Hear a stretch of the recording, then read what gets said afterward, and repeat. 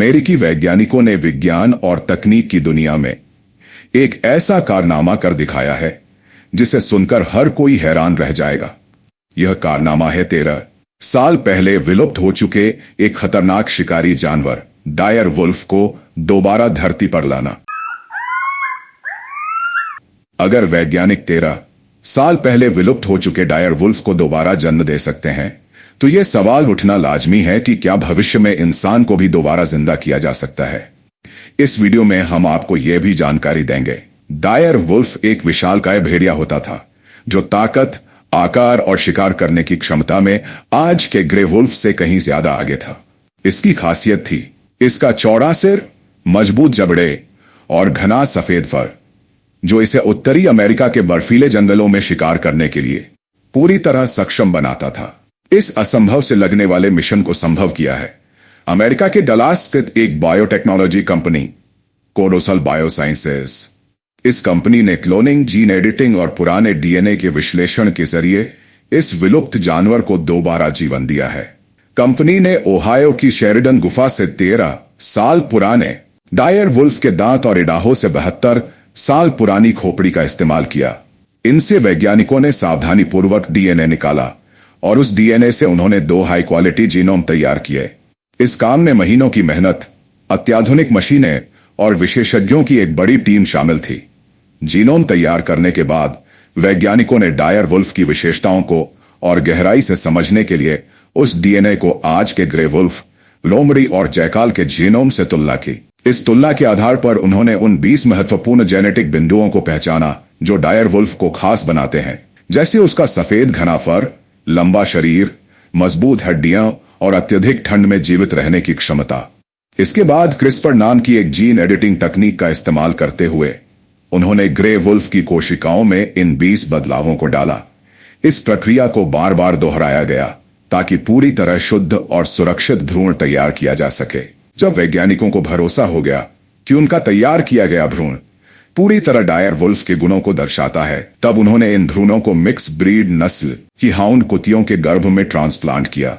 ये कुत्ते इस प्रक्रिया के लिए चुने गए क्योंकि इनका शरीर डायर वुल्फ जैसे बड़े आकार के भ्रूण को संभाल सकता है। वैज्ञानिकों ने इन्हें विशेष निगरानी में रखा और हर पल मॉनिटर किया कि कहीं कोई गड़बड़ी ना हो। और फिर आया वो दिन जिसका सबको बेसब्री से इंतजार था। 1 अक्टूबर 2024 को 2 नर शावकों का जन्म हुआ जिनका नाम रोमुलस और रेमुस रखा गया। ये नाम रोमन मिथकों के 2 जुड़वां भाइयों पर रखे गए हैं जिन्हें एक भेड़िए ने पाला था। रोमुलस और रेमुस का जन्म विज्ञान की दुनिया के लिए एक बहुत बड़ा मील का पत्थर था। इन दोनों शावकों के स्वास्थ्य, हाव भाव और शारीरिक बनावट को देखकर वैज्ञानिकों को यकीन हो गया कि उनका प्रयोग पूरी तरह सफल रहा है। इसके बाद 30 जनवरी 2025 को एक मादा शावक का भी जन्म हुआ जिसका नाम खलीसी रखा गया। ये नाम मशहूर TV series game of thrones की एक ताकतवर महिला किरदार से प्रेरित है। इन तीनों शावकों को जन्म के बाद विशेष निगरानी में रखा गया। उनके शरीर की हर हरकत, खान पान, व्यवहार और आनुवांशिक प्रतिक्रिया पर वैज्ञानिकों की नजर थी। उन्हें खास प्रकार का दूध दिया गया, उनका तापमान नियंत्रित रखा गया और उनके लिए ऐसा माहौल तैयार किया गया जो डायर वुल्फ के प्राकृतिक पर्यावरण जैसा हो। धीरे धीरे ये शावक बड़े होने लगे और उनमें डायर वुल्फ की स्पष्ट झलक दिखाई देने लगी। उनका फर बाकी कुत्तों से ज्यादा घना और सफेद था, उनके पंजे बड़े और मजबूत थे और उनकी आंखों में एक अनोखा आत्मविश्वास नजर आता था। इस पूरी प्रक्रिया ने दुनिया को यह दिखा दिया कि विज्ञान आज किस स्तर पर पहुंच चुका है। जो प्राणी हजारों साल पहले विलुप्त हो गए थे, उन्हें दोबारा जीवन दिया जा सकता है।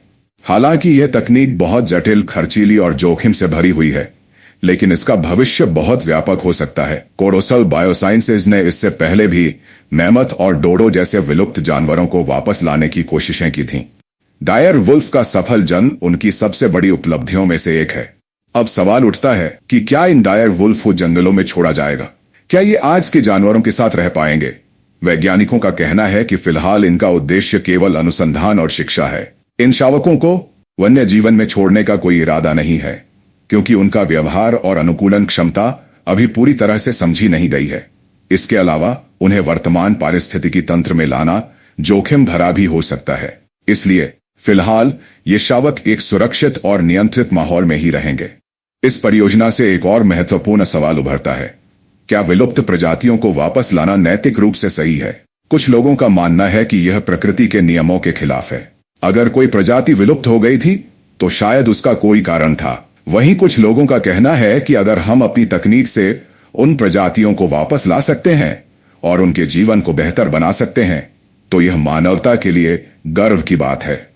इस पर बहस जारी है, लेकिन एक बात तो तय है, यह विज्ञान का एक नया युग है जहां इतिहास को दोबारा लिखा जा सकता है। तो दोस्तों, पुराने डीएनए और नई तकनीकों की मदद से 3 नन्हे भेड़िए पैदा किए हैं। अब लोग सोचने लगे हैं, अगर भेड़िया वापस आ सकता है तो क्या इंसान भी दोबारा जिंदा हो सकता है? इसका जवाब है, हो सकता है, लेकिन अभी नहीं। इंसान को दोबारा जिंदा करना बहुत मुश्किल है। सबसे पहले तो पुराने इंसान का सही और पूरा डीएनए मिलना बहुत मुश्किल है, और फिर इंसान की क्लोनिंग यानी उसे दोबारा बनाना दुनिया के बहुत से देशों में मना है। ये कानून, नैतिकता और धर्म से जुड़ा मामला भी है।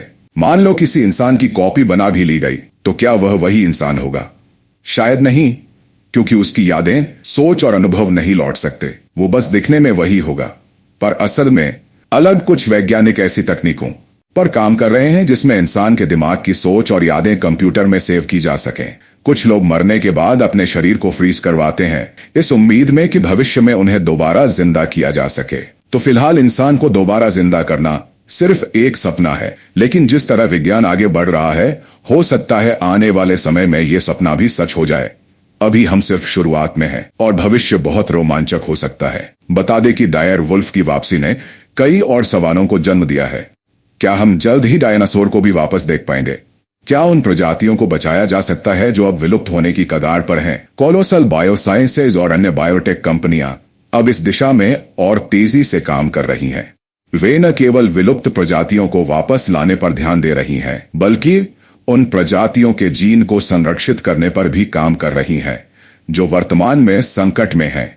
इसका मकसद है जैव विविधता को बनाए रखना और भविष्य की पीढ़ियों के लिए प्रकृति की समृद्धता को सुरक्षित रखना। इस प्रयोग से यह भी साबित हुआ है कि पुरातत्व, आनुवंशिकी और तकनीक अगर मिलकर काम करें तो कुछ भी असंभव नहीं है। आज से कुछ दशक पहले यह केवल एक कल्पना थी कि हम किसी विलुप्त जानवर को फिर से जिंदा देख सकेंगे, लेकिन आज यह हकीकत बन चुकी है। डायर वुल्फ अब केवल इतिहास की किताबों और संग्रहालयों तक सीमित नहीं है। वे फिर से चलने, दौड़ने और जीने के लिए इस धरती पर लौट आए हैं, और यह सब संभव हुआ है इंसान की जिज्ञासा, मेहनत और तकनीक की बदौलत। जब रोमुलस, रेमुस और खलीसी की तस्वीरें दुनिया के सामने आईं, तो लोगों ने आश्चर्य और प्रशंसा से भरी नजरों से देखा। सोशल मीडिया पर उनकी तस्वीरें वायरल हो गईं। कुछ ने उन्हें प्यारा कहा, कुछ ने डरावना और कुछ ने चमत्कार। वैज्ञानिकों ने इन प्रतिक्रियाओं को सकारात्मक रूप से लिया और बताया कि इन तीनों का स्वास्थ्य की निगरानी 24/7 की जा रही है। उनकी इम्यूनिटी, भोजन की आदतें और सामाजिक व्यवहार पर लगातार अध्ययन किया जा रहा है ताकि भविष्य में और भी डायर वुल्फ बनाए जा सकें और उनसे जुड़ी अधिक जानकारी हासिल हो सके। इस प्रोजेक्ट ने न सिर्फ विज्ञान की दुनिया में हलचल मचाई है, बल्कि आम लोगों के बीच भी जिज्ञासा जगाई है। स्कूलों और कॉलेजों में इस विषय पर चर्चा हो रही है, रिसर्च पेपर लिखे जा रहे हैं और डॉक्यूमेंट्री बन रही है। कोलोसल बायोसाइंसेज ने इस पूरी प्रक्रिया को पारदर्शी रखा और लोगों को इसके हर चरण की जानकारी दी।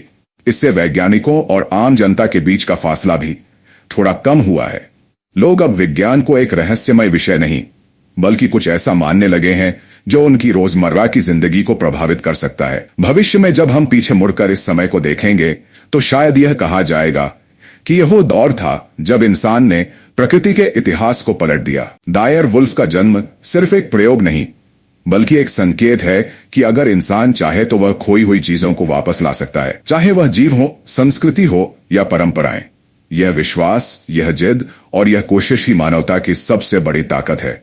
तो अगली बार जब आप किसी जंगल या बर्फीले इलाके में हो और दूर से किसी बड़े, सफेद, डरावने भेड़िए की आवाज सुने तो चौंकिए मत। यह शायद रोमुलस, रेमुस या खलीसी हो जो इस नई दुनिया में अपने लिए एक नई जगह बना रहे हों।